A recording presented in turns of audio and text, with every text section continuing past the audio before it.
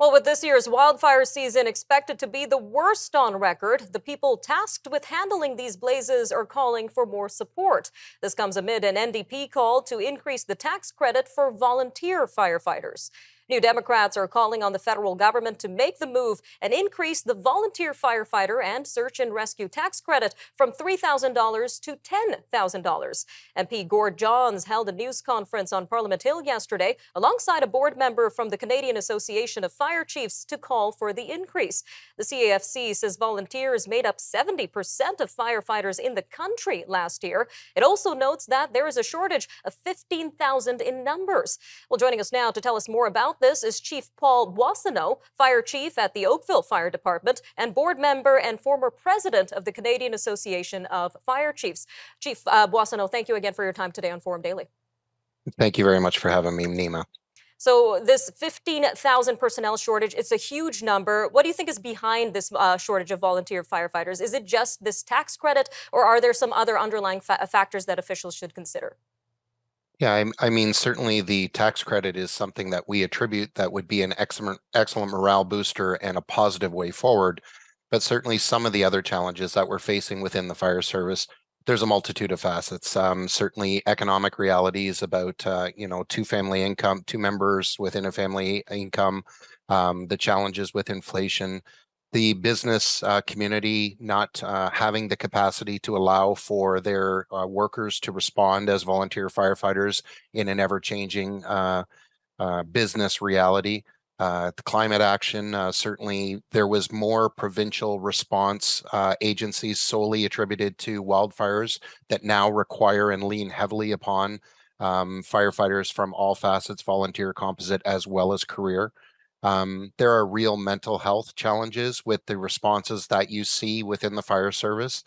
And the challenges within volunteer services is that many times those volunteers are responding to emergencies within their community for people that they know in areas that they've grown up and lived their whole lives. And there's a lot of challenges associated with such incidents in their communities.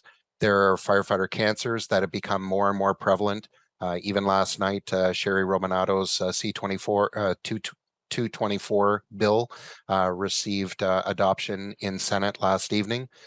So that's a harsh reality. And the age demographics within firefighters in Canada, 30% of the fire force in Canada right now is over the age of 50. So there's going to be a huge turnover. We can project that knowing that in many cases career firefighters cannot extend past the age 60 and volunteers in many cases cannot extend past age 65. So we are forecasting not only the vacancies we have now, but with those extra challenges that I just mentioned and the age demographics, there's an indication that there's a crisis, and the crisis is to deal with it now. Crisis indeed, sir. A lot of work still needing to be done. Now, in terms of these wildfires we're seeing across the country, hundreds of wildfires, how is this shortage impacting efforts to address these wildfires? Yeah, so I mean, when we saw the state of emergency declared in Alberta as an example, they're now into week 6. So as you can appreciate, these volunteer firefighters in many cases, as well as the supplement of career firefighters coming in to assist where possible as well. You're talking about the stress on individuals, both physical and mental, the pressures on their families. If you could imagine ever being seconded to an event for 6 weeks that may or may not have full blessing of your business or your occupation, these volunteer firefighters are doing everything they can to help out in their community. But the reality is that they're also supposed to be attending their real jobs.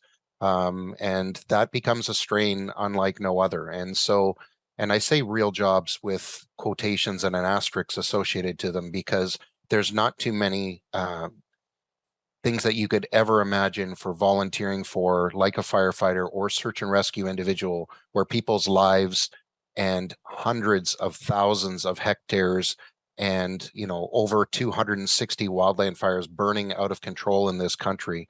And the problem is there is no availability for interprovincial supports at this time because everyone has had to deal with their own challenges right across the board, from Nova Scotia, in Quebec, Northern Ontario, across the prairies into BC.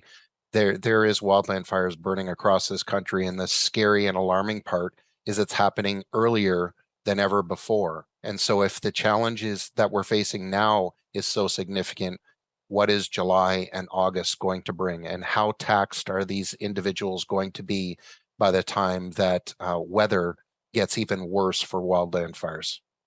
Clearly, a lot of work needing to be done, a lot of support needed for the Canadian Firefighter Service. Thank you again for joining us today, Mr. Boissonneault, and sharing your perspective with us. Thank you so much.